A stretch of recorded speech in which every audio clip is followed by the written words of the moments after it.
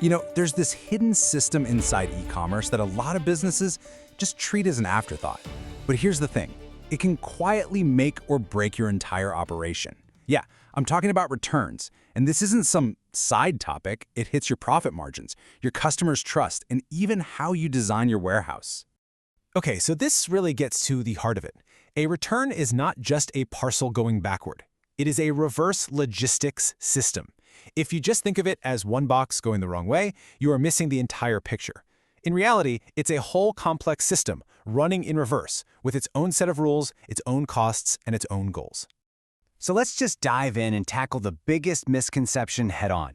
Most online businesses, well, they just see returns as a simple, unavoidable cost of doing business. And honestly, looking at it that way isn't just a small oversight, it's a massive strategic mistake. So what's the common view? It's just shipping in reverse, right? But that simple idea, it's actually super dangerous. Because when you think like that, you completely underestimate the real impact on your profit margin, on your customers' trust, and the daily strain it puts on your whole warehouse operation. So, it's time to bust that myth wide open. Look, a return isn't just a one-off thing. It's a whole process. It's a complete reverse system that was designed for a totally different purpose than sending a package out in the first place. And this is where you really need to shift your thinking. When you ship something out, it's all about one thing: speed, hitting that delivery promise you made to the customer. But reverse logistics? Totally different game. It's designed for controlling costs, recovering the product, and making critical decisions about what to do with that item. I mean, the goals are polar opposites. Okay, so let's walk through the real journey of a return. And look at that. The actual shipping, the part we all obsess over, it's just one step out of 6. Before that box even moves, you need to authorize the return and create a label. And after it gets back, someone has to receive it, inspect it, decide its fate, and then deal with the refund. Transport is just one small piece of a much, much bigger puzzle. All right, that brings us to the next big myth. The idea that a return just costs you a single shipping charge.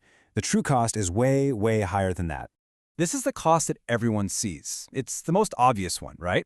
It's the number that jumps off the invoice from the carrier. It's visible, it's easy to track, and it's what most people focus on. So let's just throw a number out there, say $9.50. A business might look at that and think, okay, that's what a return costs me, but honestly, that's just the tiniest tip of the iceberg. Because what's lurking under the surface are all these hidden costs that just quietly eat away at your profits. I mean, think about it. You've got labor costs for receiving the package, time spent inspecting it, new materials to repackage it, and all the admin work to get the inventory right. And that's before you even factor in the extra load on your customer support team, and the biggest one of all, the potential write-off if you can't resell that product. So here's the bottom line, and it's a big one. We have to completely reframe the question we're asking.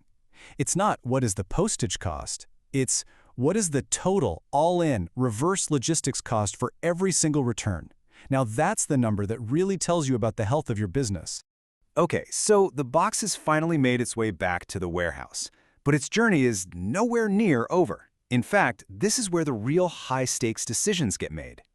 So you're probably thinking, okay, the package is back, journey's over, right? Well, not even close. In reality, the moment that package hits your receiving dock, that's just the halfway point of the entire process. See, once that item is inspected, it hits a fork in the road. Or, well, several forks. If it's perfect, great, you can resell it for high value. If it needs a little TLC, you can refurbish it. If it's okay but not pristine, you liquidate it at a discount. Or, worst case, it's damaged and you have to scrap it for nothing. This is the make-or-break moment where you either recover that value or it's gone forever. And how fast you make that decision? Oh, it matters a lot. Just think about fast fashion or seasonal goods. Every single day that item is stuck somewhere in the returns process, its value's dropping. Getting it processed and back into sellable stock as quickly as possible is absolutely critical to getting its worth back. So once we accept that returns are this whole complex system with all these hidden costs, we can stop treating them like a fire we have to put out. We can start seeing them for what they really are, a strategic opportunity for the business. And the cool thing is, businesses actually have a ton of strategic options now. You can stick a label right in the box, email one, or go with these slick printerless QR code options. And we're not just talking about little startups here. Major players like UPS, FedEx, and Australia Post have all turned these into structured products you can use. But choosing the right one is all about trade-offs. A label in the box? Super easy for the customer, but it can be costly for you if it's never used. QR codes are incredibly low effort, and they're really taking off in places like Australia and the US. Meanwhile, in Europe, dense drop-off networks are the low-cost standard, which makes total sense, right? In a densely populated area, there's probably a drop-off point just around the corner for almost everyone. It's all a balance between convenience, cost, and what works in your region. And this is a really critical point. You can have the most generous, customer-friendly return policy on your website, but if the actual process, that reverse flow, is clunky or slow or confusing, you completely shatter their trust. The policy is the promise, but the experience is the reality. Which brings us to the big takeaway here. The smartest e-commerce companies don't think about returns as just managing a loss.